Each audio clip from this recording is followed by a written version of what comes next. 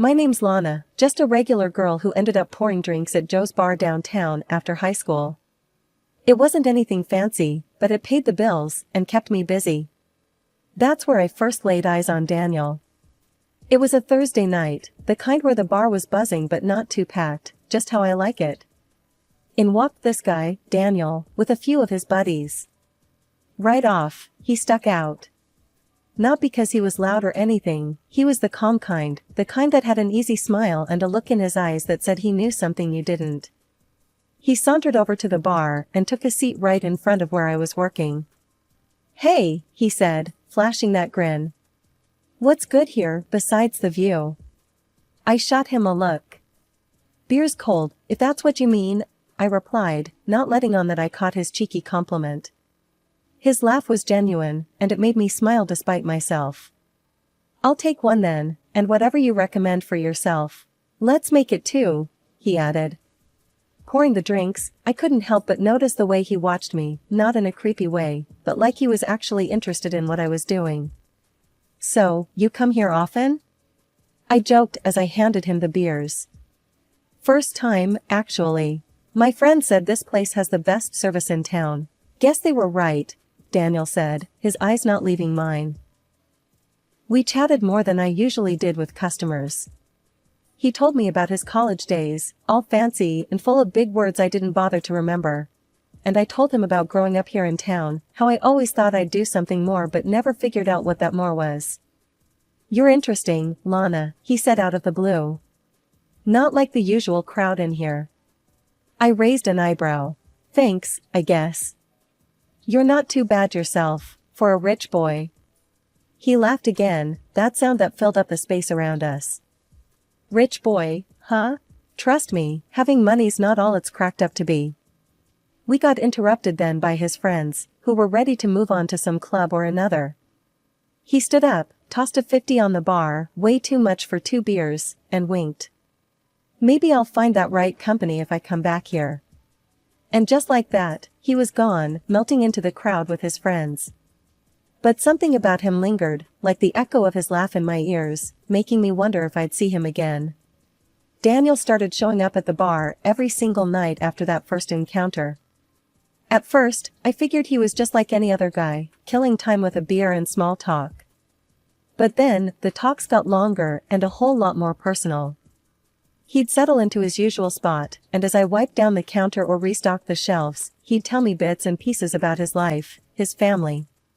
"My dad's pretty big into politics," he'd say with a casual shrug, like he was talking about the weather, not dropping that his father was one of the state's top politicians. "And Mom, well, she's a housewife, keeps everything running smooth at home."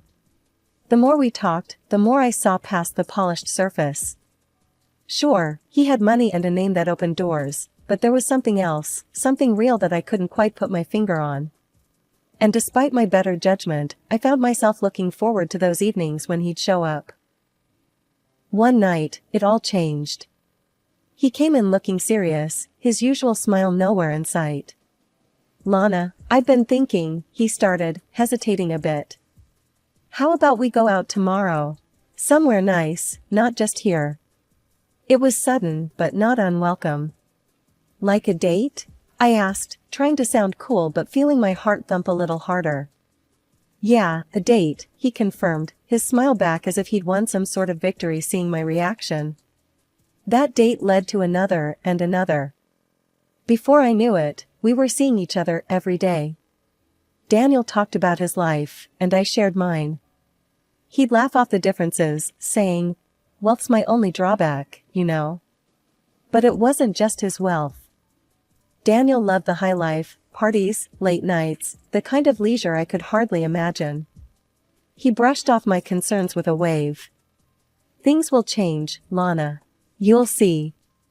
Then came the night he wanted me to meet his parents. I was a bundle of nerves. We drove up to their mansion, the kind of place you see in movies, with sprawling gardens and more rooms than you'd know what to do with. His mother, Mrs. Patricia Gilmore, was as chilly as the marble floors, sizing me up like I was something she found stuck to her shoe. "A waitress," she said, her voice dripping with disdain. "Really, Daniel, you expect her to fit into our world?" His father, Gerald Gilmore, however, beamed at me as if I was the first honest thing he'd seen in years. "Lana, dear, it's refreshing to see someone from real life. You're just what we need. A bridge to the common man, right before the elections." I didn't know whether to be flattered or offended. The dinner was tense, Mrs. Gilmore sniping comments under her breath, Mr. Gilmore countering with grand declarations about my refreshing simplicity. At one point, Mrs. Gilmore had enough, standing up so fast her chair almost toppled over. "I will not stand for this," she hissed, storming out of the room. Mr. Gilmore just winked at me across the table. "Don't you worry, Lana.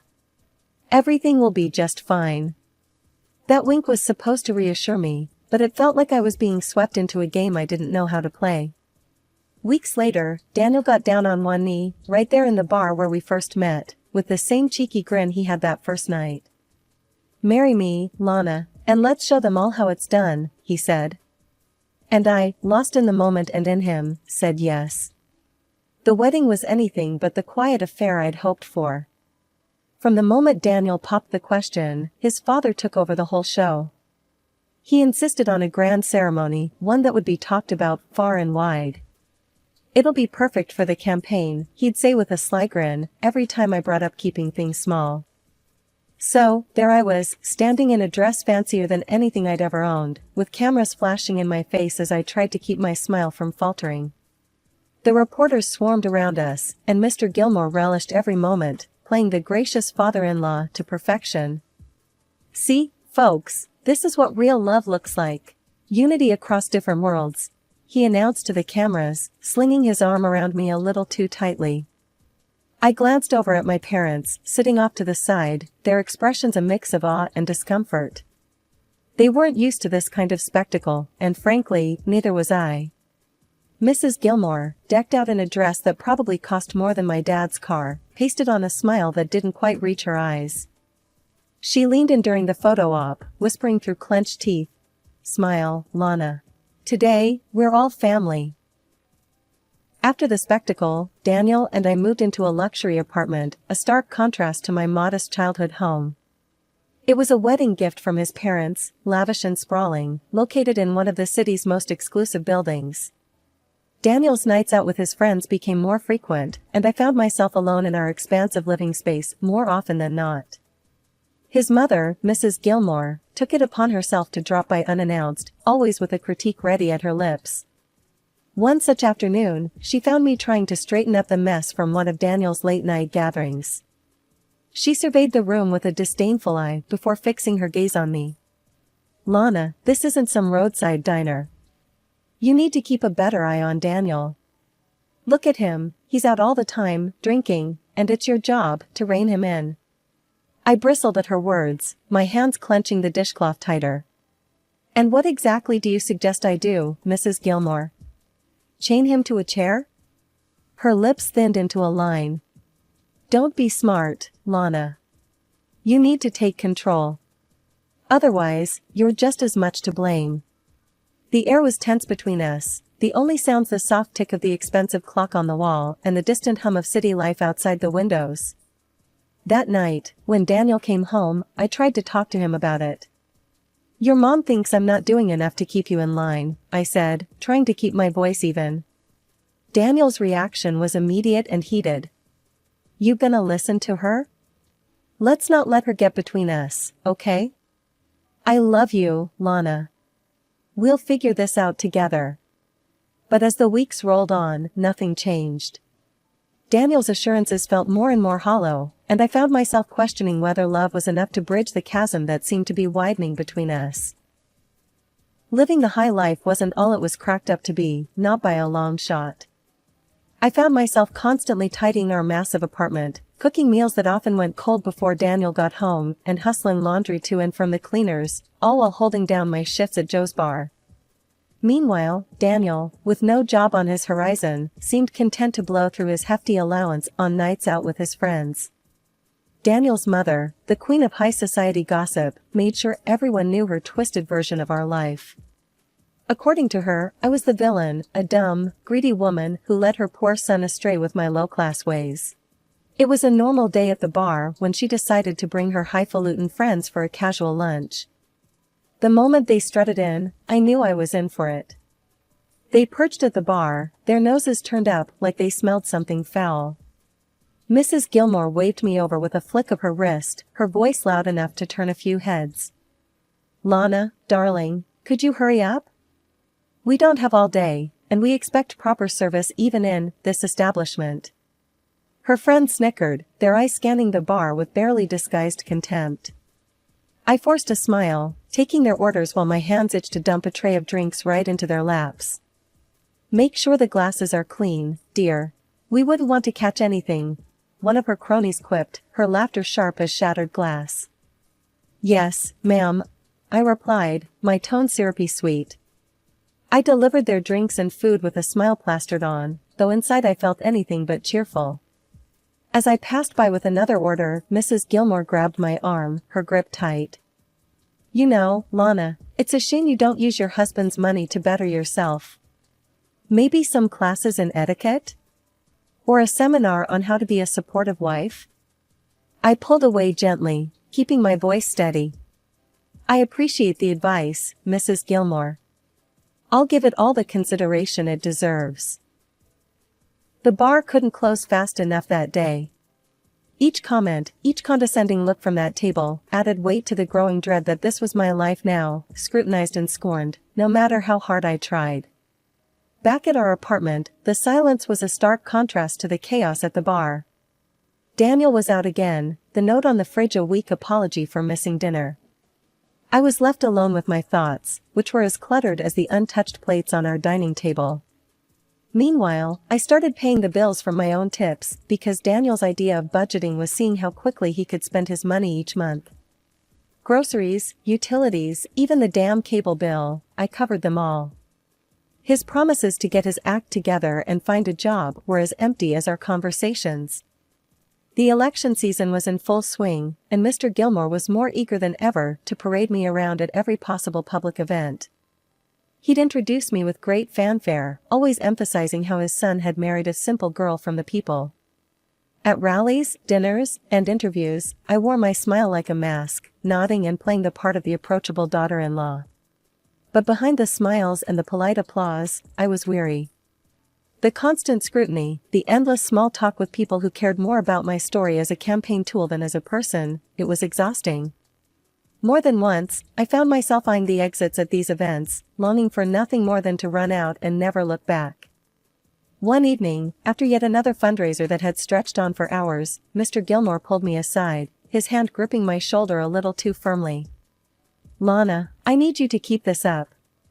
You know, your cooperation is crucial. Remember, your lifestyle, this apartment, it's all thanks to our support." I nodded, the thread in his tone clear as glass. "Of course, Mr. Gilmore. I understand." It wasn't just the campaign that was putting pressure on me. Things at home were no better. Daniel's behavior had escalated from neglect to outright destructiveness. He'd come home late, if he came home at all, often drunk and sometimes barely able to stand. Then came the night that changed everything.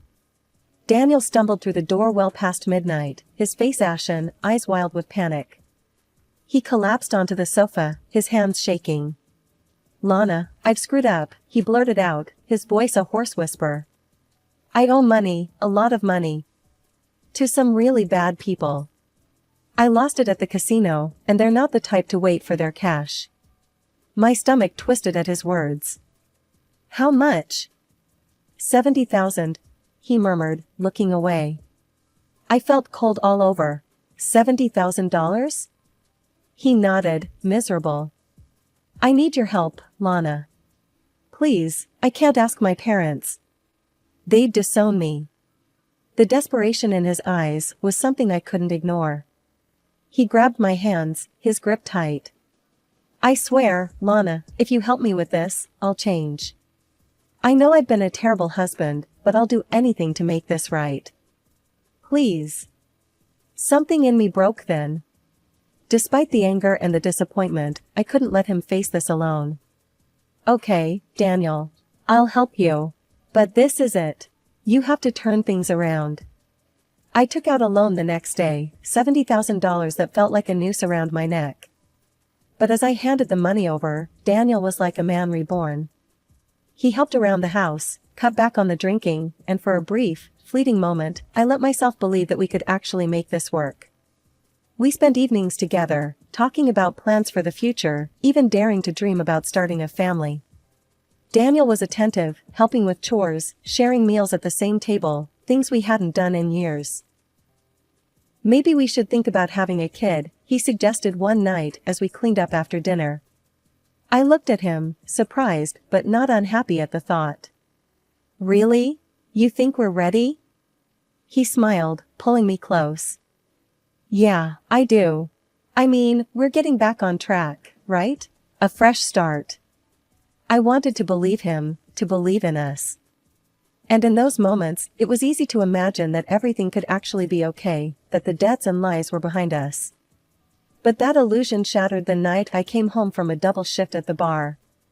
Tossing my keys on the counter, I headed for the bedroom, my body aching for just a few hours of sleep before doing it all over again.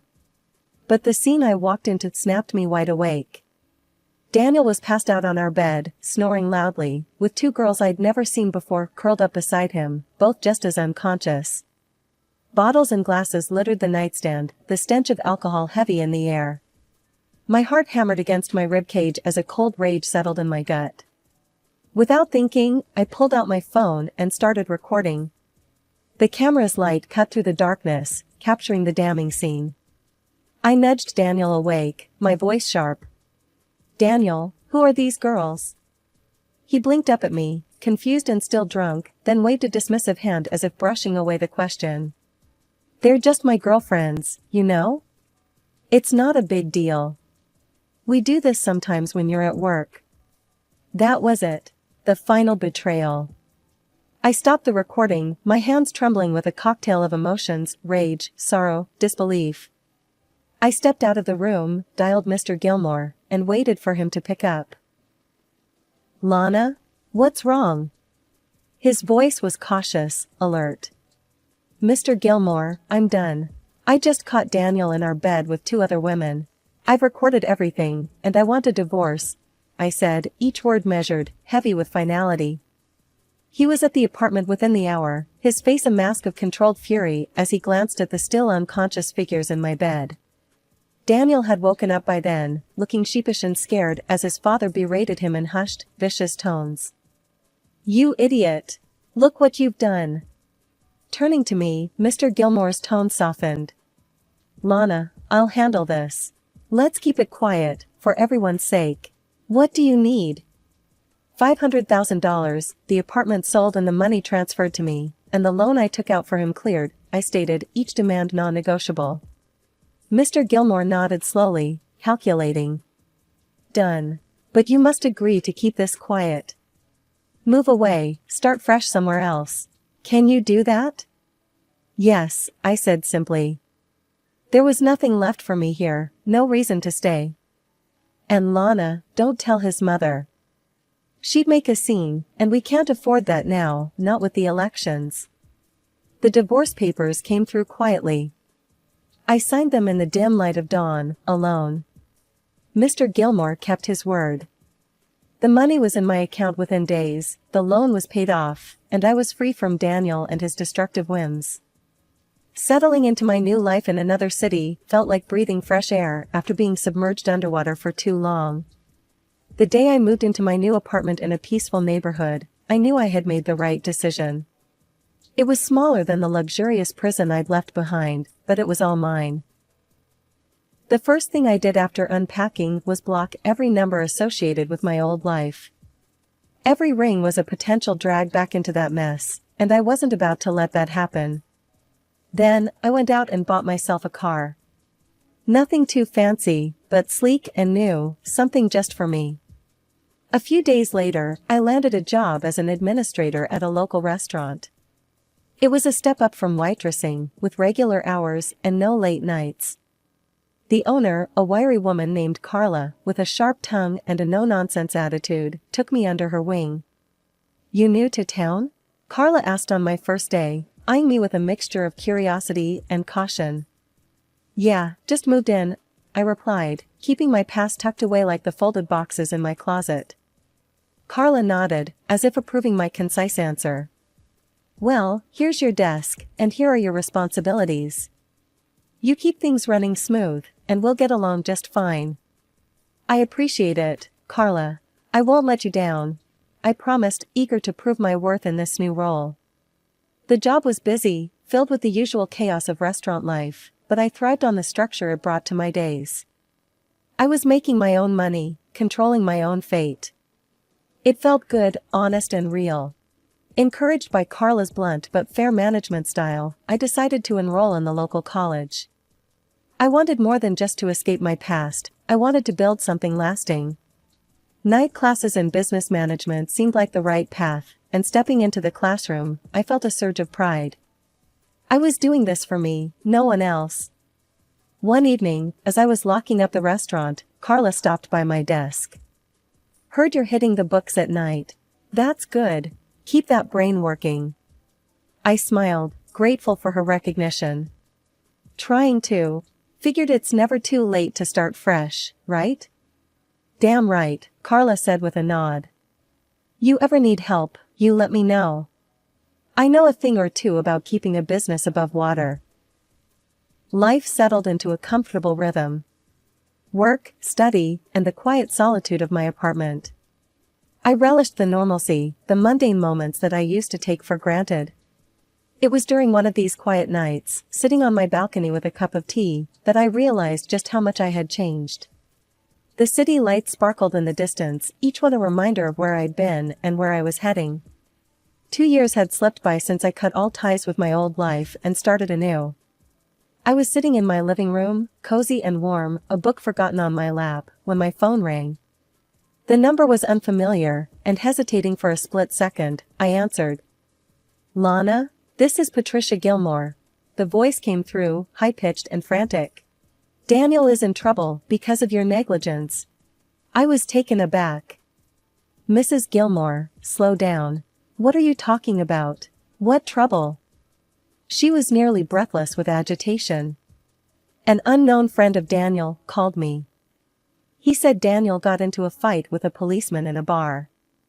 I had to transfer money to keep him out of jail. I took it from our savings, and Gerald doesn't know yet."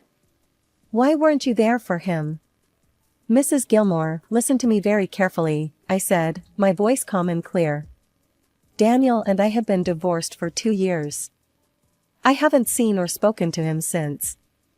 There was a pause, and then, "Divorced? What are you talking about? Why didn't anyone tell me?" "You didn't know because it was meant to be kept quiet for the family's sake, for the election and all. I'm sorry you were left out, but I am no longer part of Daniel's life or your family." "And what happened to the policeman and Daniel?" Her voice cracked, and I could hear the confusion and fear seeping through. Laughing softly, I tried to find some humor in the absurdity of the situation. "Mrs. Gilmore, you've been scammed. There's no doubt about it. These scammers probably made up the whole story about the policeman just to trick you out of your money." There was a pause on the line as the realization sank in. Her voice quivered, fear replacing the anger from moments before. "Scammed? Oh no, what have I done?" Her tone was frantic, the weight of her mistake crashing down. "Can't you just lend me some money to put back before Gerald finds out?" "Please, Lana." "Mrs. Gilmore, I can't. It's not my place anymore. I've moved on. You need to handle this with your family," I replied, firm yet not unkind. Her crying intensified, then turned to anger. "You could help, but you choose not to. You're just as selfish as everyone said." I sighed, a deep, weary release. "I'm sorry you feel that way.